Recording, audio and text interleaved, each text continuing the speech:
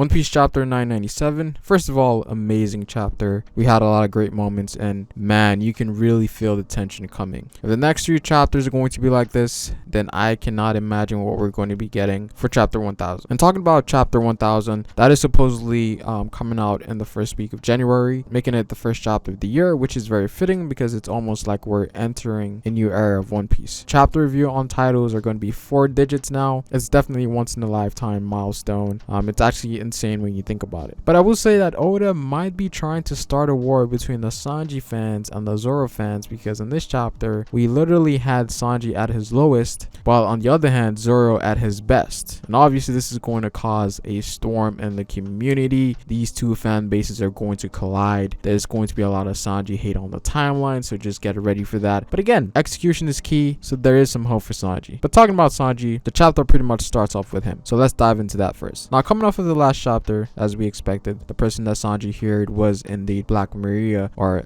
the subordinates of Black Maria, like a lot of us speculated. Some people said the revolutionaries in the last chapter. That was wild, but I digress. But we come to find out that Sanji gets ambushed by some of Black Maria's underlings, and it's almost like they knew that he was coming. And obviously this is how they were luring people in, and people who have some sense of justice like Sanji, especially when it comes to girls. And it also kind of ties back into Black Maria's character as well, in a sense where she's like a geisha, who are girls that are very good with seduction, and you know, Sanji definitely fell for it. And Oda seems to like putting Sanji in this type of predicament, because earlier in this arc we got something similar with Sanji where he was heading towards the Pleasurers district, but again nothing came out of that, so I think we're getting a follow-up from that. Now obviously I do not want to see the worst case scenario when it comes to this, and the worst case scenario would be a Khalifa moment all over again, which would be just horrible for Sanji, because honestly it seems like Oda likes bullying Sanji even though he doesn't intentionally do it. Sometimes it just comes off like that. So with Black Maria and Sanji, while it is kind of similar to many events that Sanji has been through, I think something interesting could come out of this. And even here, Black Maria states that she doesn't want this place to become a battlefield, so we might not even get a fight here. Again, it's all about execution, but right now it's looking like Sanji is falling for everything that Black Maria is throwing at him. And even at the end where it seems like Sanji was getting angry because Black Maria was talking down on him, then I was like, okay, maybe Sanji has this. But then in the next panel after that, he pretty much gets heart eyes based on the symbols that we see in the panel, so it's going to be hard for Sanji. And I'm also wondering what's going to come out of this. I don't really see the whole point of this or where this could lead to, but I'm hoping it's something of substance for Sanji, right? But again, we'll just have to wait and see what happens moving forward. We then move on to Luffy and Jinbei side of things, and again, nothing much is really going on here, just more so progression of Luffy getting to the top of Onigashima, and judging by how things are going, given that he's pretty much on the 4th floor now, Luffy versus Kaido is very close. I think this will most likely be the 1000th chapter when Luffy arrives at the top, and we're going to have like an epic stare down between Kaido, Luffy, and possibly with Big Mom as well as Kid and Law, because I'm starting to think that the chapter might not be as grandiose as some people think it might be, like the Rocks chapter to say, but it's going to be the mark. It's going to mark the beginning of something. There's going to be some sort of declaration in that chapter. Again, it's going to be a milestone chapter, you know, 1000 chapters of One Piece. It's safe to say that a lot of us are looking forward to that chapter. Now moving on to Zoro's side of things with X-Drake and the others, easily one of the more high parts of the chapter, because when Zoro is at his peak, the chapter is always hype. There is no in between. It's always hype. Now the chase for the antidote is still ongoing, as well as the spreading of the virus, and for the most part things are as they were a few chapters ago. There doesn't seem to be any progress on the Straw Hat side of things, but in this chapter that changes, and it starts off with Zoro, and we are reminded of how overwhelming Zoro can be, as he was capable of one-shotting Apu in this chapter. I feel like he had a switch turn on in this chapter, and when Zoro goes into that mode, Zoro just becomes a different breed. And considering that he felt berated because Queen thinks of this as a game, definitely rubbed Zoro the wrong way. And as well as seeing Okiko's arm fall from the ceiling, his reaction was justified. Zoro has come here for a much bigger fish, and that bigger fish being Kaido.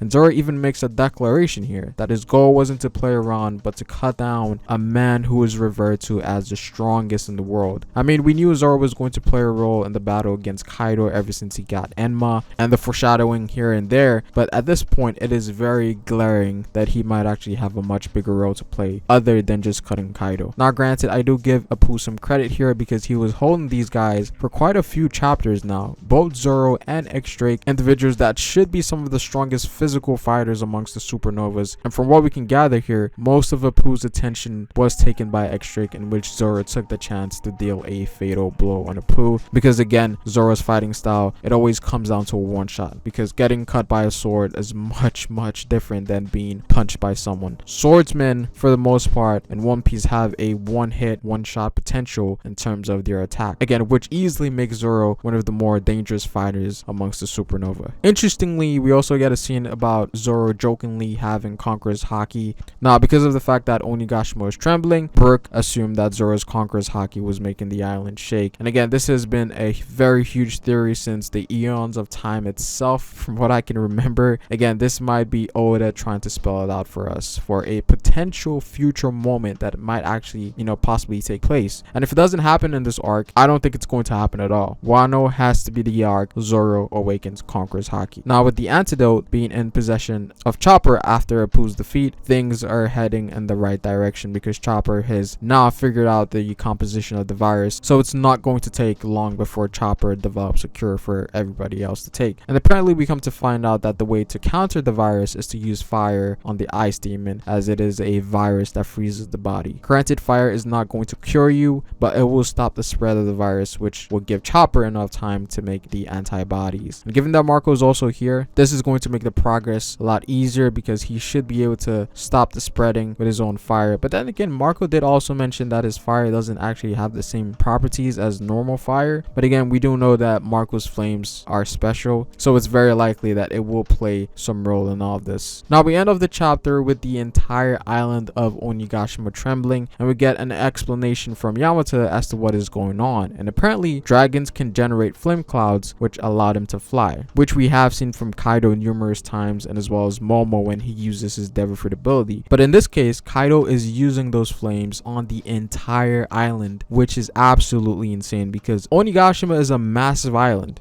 and I think we're starting to see the true scale of Kaido's mythical Devil Fruit abilities, because this is pretty much an island level feat by itself. We know that Kaido has some control over fire, we know that he has some control over wind, and we know that he also has some control over the weather as well as lightning. And now we know that he can apply his flame clouds on other objects and on a island level scale. So there is a lot to Kaido's mythical dragon Devil Fruit, or what we assume to be his Devil Fruit ability. Some people still think that Kaido doesn't have a Devil Fruit, and honestly, I don't even think that Kaido has touched the surface in terms of his true ability yet. So we have ways to go till we see the true power of a Yonko, especially one that is supposedly at the top of all the Yonkos right now. Now, the Scabbards, for the most part, all of them seem to have been defeated by Kaido off screen. I'm sure the anime will do a good job with that, and Kaido intends to take Onigashima to Wano. It's funny because when he mentioned this back in the chapter when he made the declaration about making Wano the new Onigashima, he didn't only mean that Wano would become Onigashima figuratively, but also literally, because from what it seems like, he's going to place the island on top of Wano, which is crazy, by the way. But very interesting chain of events. I am definitely looking forward for what's to come. But that's pretty much it for this video, guys. Comment down below what you guys think, like the video if you liked it, and subscribe for more One Piece content. It is Pharaoh, and I will see you folks later. Peace.